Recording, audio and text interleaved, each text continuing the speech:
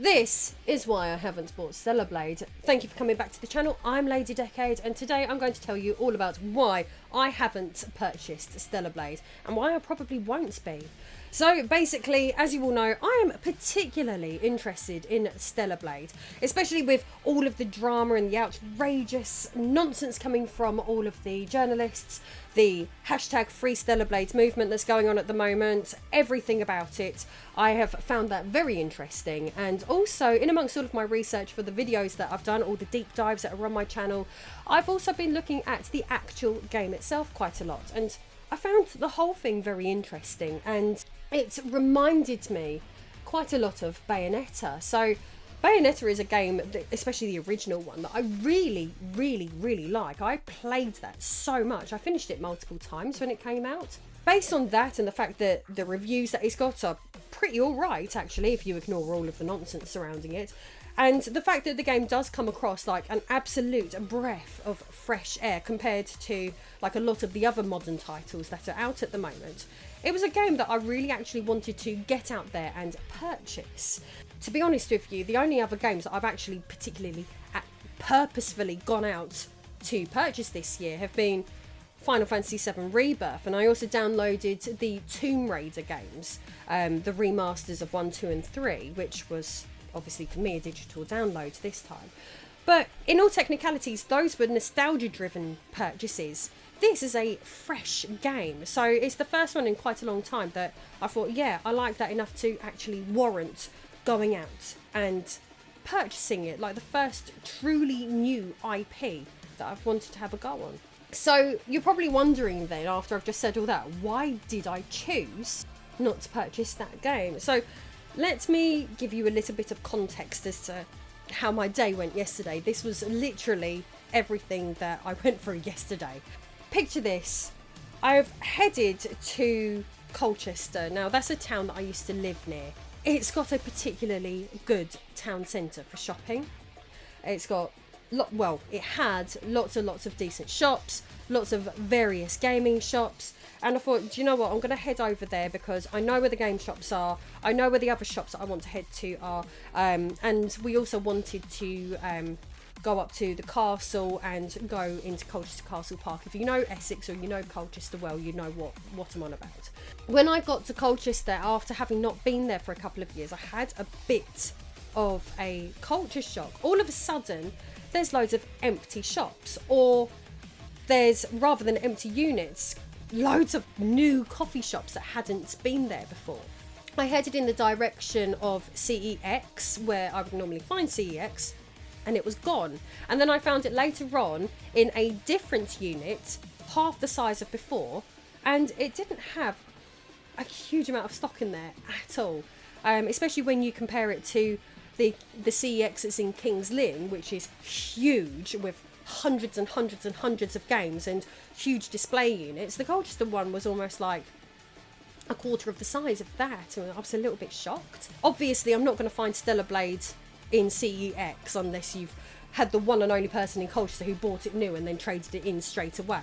But then, apart from that significant shock, I went looking for Argos, and that was gone. Evidently, it's been relocated, so the one in the town centre's been closed, and it's been relocated to a retail park on the outside of town. And I thought, do you know what? No thanks. I cannot be bothered to bundle everyone back into the car to drive 15 minutes just to go to Argos. So I thought, oh, sod it, I'll just go to Game. Now, there used to be 2 branches of Game in Colchester, and now there's not actually a branch. Game now seems to be like a parasite living off of a bigger shop called Sports Direct. They're not really the sort of shops that you would associate with each other, because Sports Direct is like a sports equipment and sports clothing type shop. And really, if you know British culture, people aren't generally buying sports clothes because they're doing sports, you know.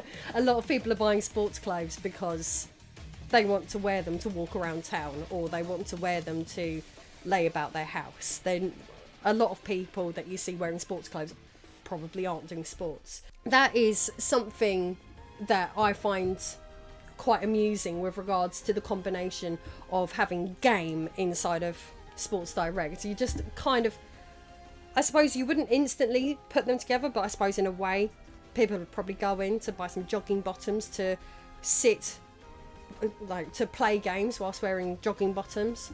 It's probably more along the lines of why they thought that was going to be a good idea. So anyway, we've gone into game.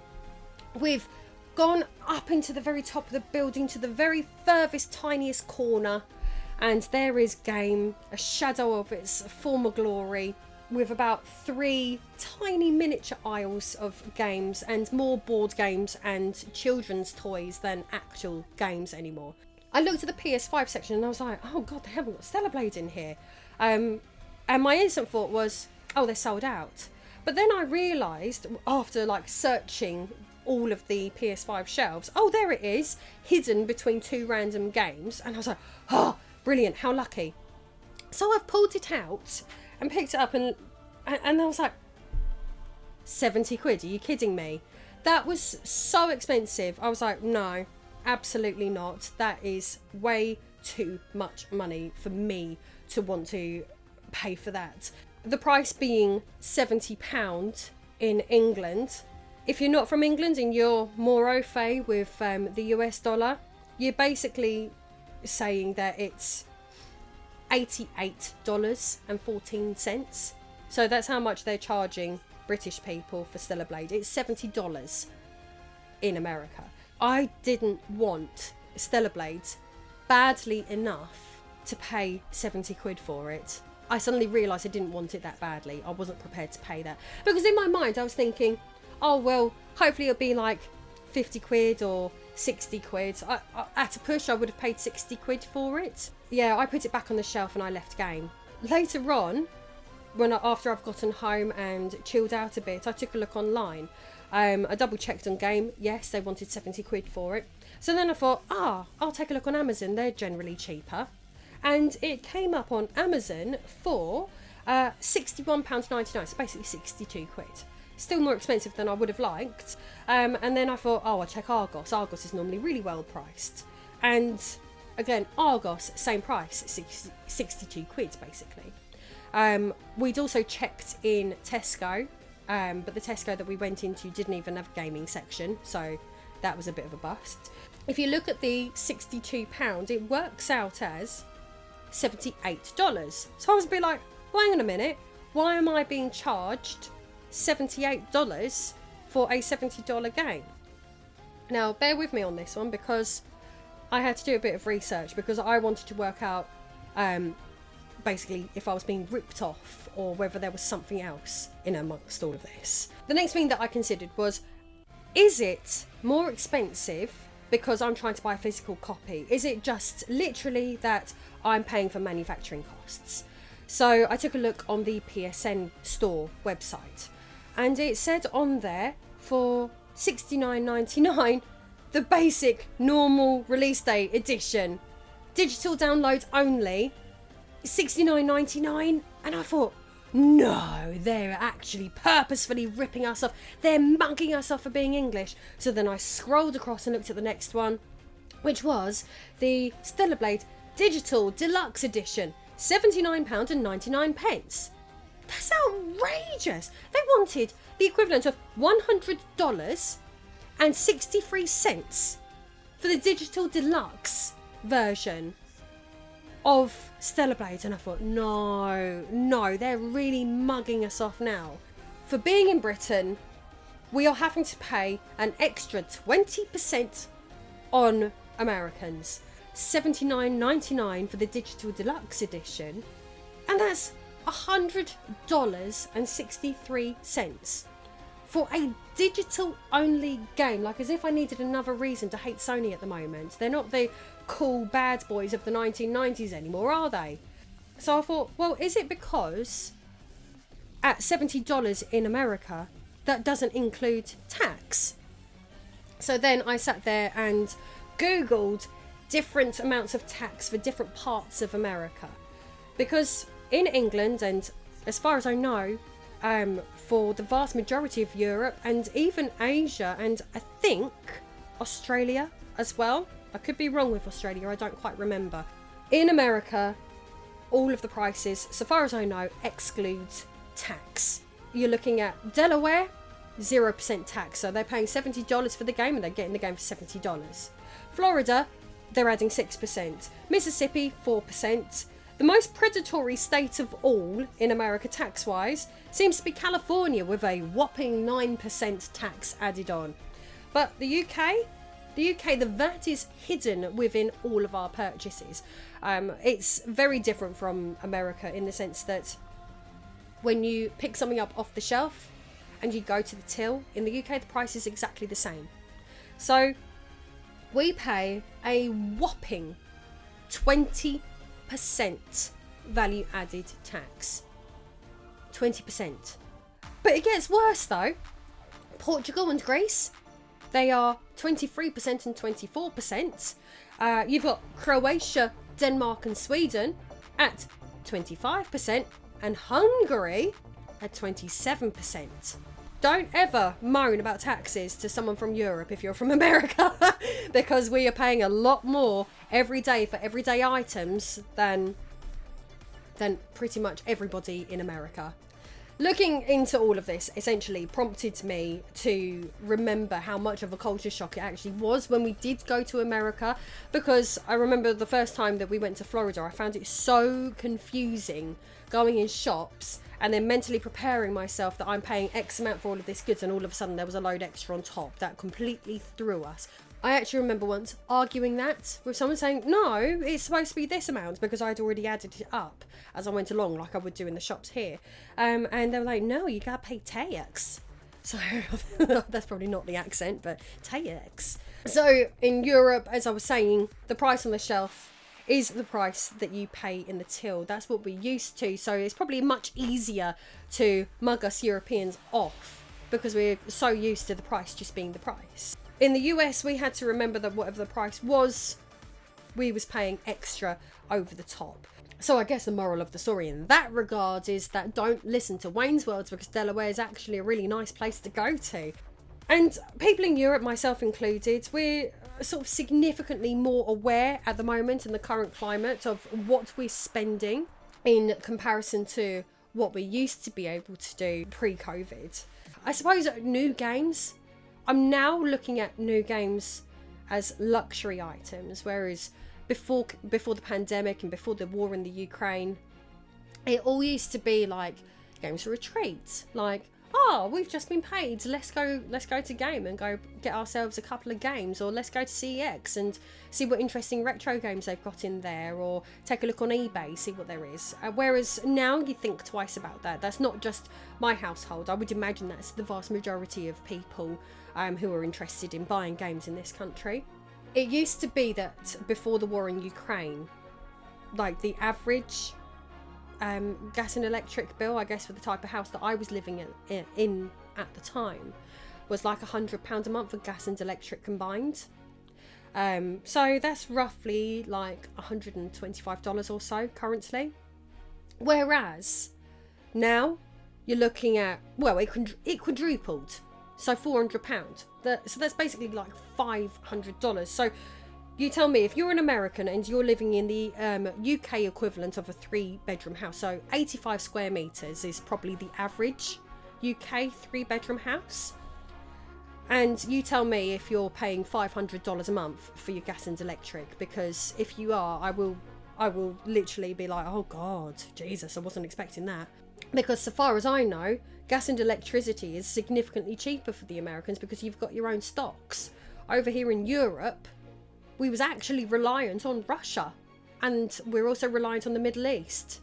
We don't have masses of our own stocks to fall back on like the US does. So we've not been able to keep a lid on those prices, but that's had a knock-on effect that is humongous, because gas and electricity affects every single last part of our living. It's the cost of shops and manufacturing costs. It's meant that everything, like food, goods, the cost of everything has gone up.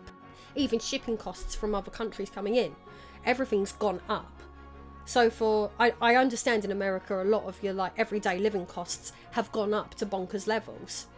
Like the cost of eggs is something that I see on the internet quite a lot, people complaining about the cost of eggs. But over here, it's the cost of everything. The cost of everything. Like even the tiniest little chocolate bar, which used to be 50p, is now £1. Do you see what I'm saying? It's like we've had 100% increases on a lot of everyday items. The other thing that you need to consider is that the US dollar is actually the global reserve currency, which means that in all technicalities, the US economy has actually benefited massively from global turmoil. I am not an economic expert. I'm not pretending to be. I don't have like the greatest understanding. All that I get is what I read on my news app that I read. But the way you need to basically consider it is that if you're a very, very rich person and you've got a lot of money invested in either like a British or French or German company, and you're sitting there thinking, well, their economy's gone up the like, I'm not leaving my money in there.